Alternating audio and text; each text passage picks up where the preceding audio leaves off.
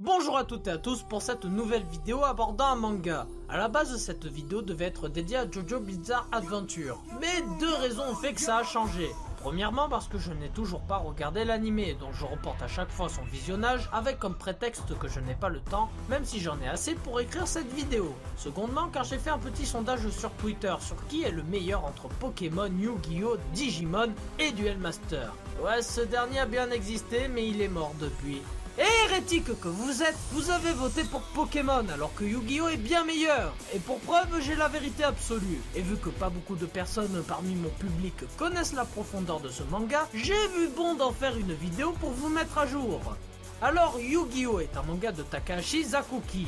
Putain, qu'est-ce que ça a été difficile à dire. Sorti en 1996 en version intégrale de 19 tomes, avant de sortir une autre version de 38 tomes en 1997, où sortira le jeu de cartes ainsi que l'animé du même nom.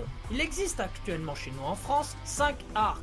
Yu-Gi-Oh en 96 et 97, Yu-Gi-Oh GX en 2004, Yu-Gi-Oh 5DS en 2008, Yu-Gi-Oh Zexal en 2011 et Yu-Gi-Oh Arc V en 2014. Et cette année est sortie une nouvelle saison, Yu-Gi-Oh Vrance, mais n'est diffusée pour le moment qu'au Japon.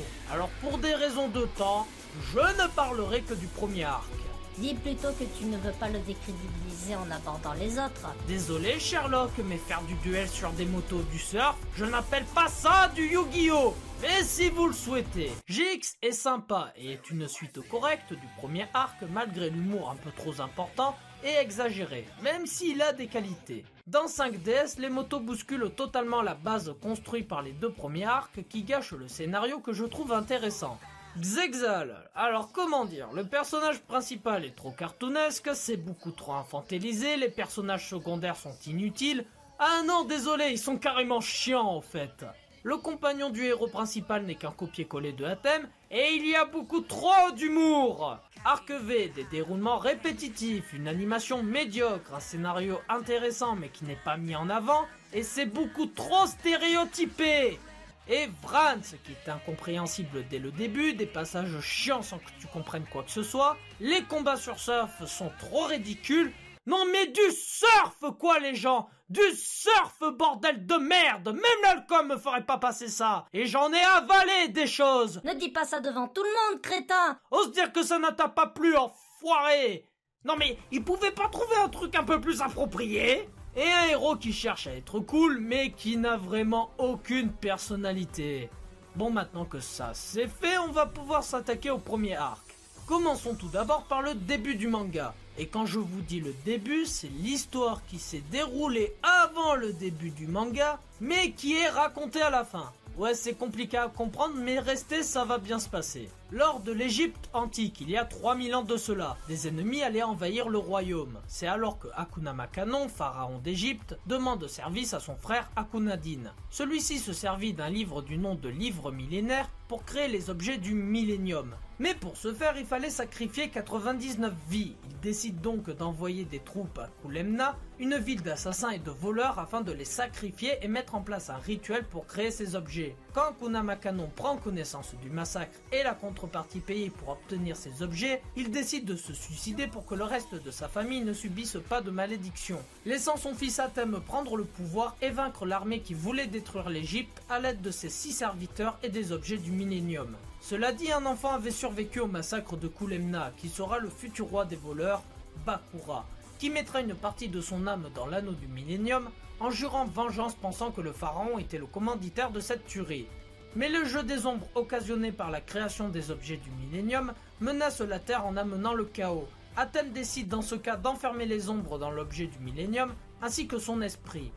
Venons dans le présent, on retrouve Yugi Muto, un adolescent qui se fait souvent embêter par ses camarades de classe et qui est élevé par son grand-père qui détient un magasin de jeux. Un jour, ce dernier lui offre un objet millénaire, le puzzle du millénium qui détient un secret et que personne n'a su résoudre. Et comme par hasard, Yugi arrive à résoudre le puzzle qui libère les ombres, l'esprit du pharaon ainsi que les rivaux de ce dernier. Le pharaon apparaîtra lors de situations critiques afin de faire justice grâce au jeu des ténèbres. Yugi devra respectivement sauver l'âme de son grand-père, sauver le monde du royaume des ombres et faire retrouver la mémoire du pharaon afin qu'il repose en paix. Et là, vous n'arrêtez pas à penser à quelque chose depuis le début du résumé. Putain, mais c'est quoi ces dessins dégueulasses? Ouais, c'est vrai que niveau dessin, on a vu mieux. Faut pas se le cacher, ça peut en faire fuir certains. Bah ça n'a pas empêché les gens à lire l'attaque des titans. Après on dit que c'est moi qui cherche. Mais trêve de plaisanterie, retournons au manga. L'histoire de Yu-Gi-Oh se basait sur des mini-jeux qui sont encadrés par les ombres, qui peuvent être invoqués par le possesseur de la hache, du puzzle, de l'anneau et ou de l'œil du millénium. Ce n'est que plus tard que le jeu de cartes sera utilisé comme la base de ce jeu des ténèbres. Et c'est très pertinent car Pegasus, le créateur du jeu et de toutes les cartes, s'est inspiré du jeu de monstres qui existait depuis l'Égypte antique. Un jeu que le pharaon utilisait avec ses serviteurs pour juger, régler et défendre le royaume d'Égypte. Et on apprend également que l'objet du millénium augmente la chance de son possesseur, d'où le fait que Athème arrive à piocher la bonne carte au bon moment. Voilà, ça c'était l'argument pour mettre à terre le reproche de merde qu'on fait sur ça. Et maintenant, si vous le voulez bien, on va parler du jeu de cartes. Que serait une vidéo sur Yu-Gi-Oh sans parler du jeu de cartes? N'est-ce pas? Non mais attendez, revenez, je vous jure que ça sera pas chiant.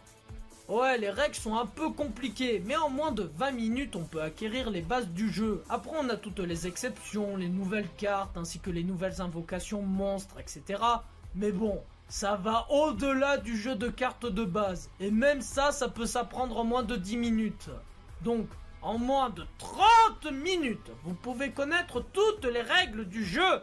Et en quoi c'est compliqué? Quelle idée reçue de merde!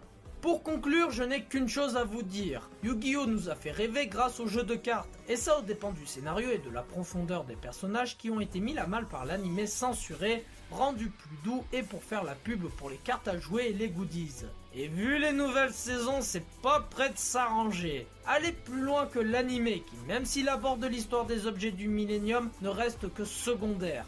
Donc un conseil, lisez le manga qui est vraiment beaucoup plus intéressant. Et là peut-être vous comprendrez le pourquoi Yu-Gi-Oh est à la base bien meilleur que Pokémon, alors que ce dernier a bien plus marqué et est toujours d'actualité dans les cours d'école. Et pourquoi pas une vidéo courte clash Pokémon versus Yu-Gi-Oh? Ah ouais, pas con. Non mais c'est vraiment intéressant ce que tu dis là, Touti. Attends mais, viens avec moi, faut qu'on parle. Oh, moi tu sais, tant que tu me tires pas dessus, moi ça me va. Alors oui, donc Touti, tu disais une vidéo Yu-Gi-Oh versus Pokémon.